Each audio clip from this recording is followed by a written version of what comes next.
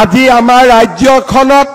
অৰুণোদয় ৩ আঁচনি আজি মুখ্যমন্ত্ৰী বৃহৎ ঘোষণা তপনত যোনটো কি বৰ্তমান খবৰ আহি পৰিছে যোনটো কি বৰ্তমান মুখ্যমন্ত্ৰীয়ে ঘোষণা কৰিছে যিসকল মহিলাই এতিয়ালৈকে অৰুণোদয় আঁচনি টকা লাভ নকৰিলে তো সেইসকল মহিলাই আপোনালোকে আগষ্টৰ মাহতে সেই টকাটো লাভ কৰিব তো বন্ধুসকল আপোনালোকে আগষ্টৰ মাহৰ কোন তাৰিখে সেই টকা লাভ কৰিব তো তাৰ ওপৰত বৰ্তমান চৰকাৰে সেই তাৰিখটো ঘোষণা কৰিছে বৰ্তমান মুখ্যমন্ত্ৰীয়ে সেই তাৰিখটো ঘোষণা কৰিছে তো বন্ধুসকল আপোনালোকে আগষ্ট মাহৰ কোন তাৰিখে এই টকাটো লাভ কৰিব তো কোনসকল মহিলাই আপোনালোকে এই টকাটো দিয়া হ'ব কোনসকল মহিলাই পাব কোনসকল মহিলাই নাপাব তো কোন তাৰিখে লাভ কৰিব তো বন্ধু সবিশেষ আপোনালোকক মই যোনটো কি বৰ্তমান মুখ্যমন্ত্ৰীয়ে ঘোষণা কৰিছে তো সেই ভিডিঅ' ক্লিপটো দেখুৱাম তো আপোনালোকে সেইটো কাৰণে ভিডিঅ'টো একেবাৰে স্কিপ নকৰাকৈ আপোনালোকে চাই থাকিব আৰু লগতে যদি আপোনালোকে মোৰ চেনেলটো নতুনকৈ ভিজিট কৰিছে চেনেলটো লাইক কৰিব পাৰিলে সাবস্ক্ৰাইব কৰিব লগতে আপোনালোকে বেল আইকনটো অন কৰিব তো যেতিয়া এনে ধৰণৰ ইনফৰমেশ্যন বা খবৰবোৰ আহি থাকে তো প্ৰথমে আপোনালোকে সেই ভিডিঅ'টো লাভ কৰিব পাৰিব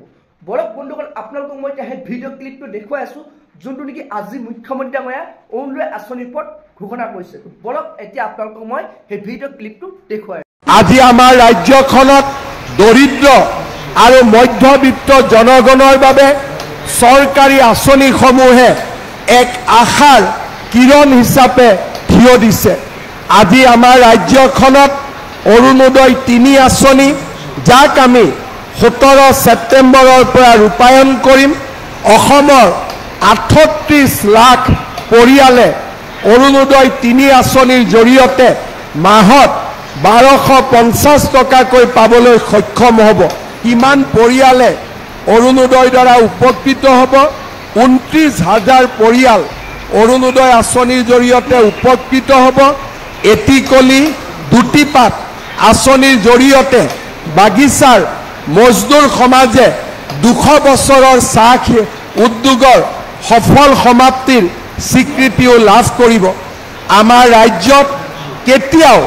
মই ২৫ বছৰ মই নিজে বিধানসভাত আছো আৰু তাৰ লগে লগে ৰাজ্যৰ সামাজিক জীৱনত বহু বছৰৰ পৰা মই জড়িত হৈ আছো কেতিয়াও কোনো দিনেই কেন্দ্ৰীয় চৰকাৰ আৰু ৰাজ্য চৰকাৰ দুইখন চৰকাৰে ইমানবিলাক আঁচনি আৰু উন্নয়নমূলক কাম হাতত লোৱাৰ কোনো উদাহৰণ আমাৰ ৰাজ্যত আগতে কেতিয়াও প্ৰতিষ্ঠা হোৱা নাছিল মই বিশ্বাস কৰোঁ এয়া অসমৰ নৱজাগৰণৰ সময় এয়া এক নতুন অসম নিৰ্মাণ কৰাৰ সময়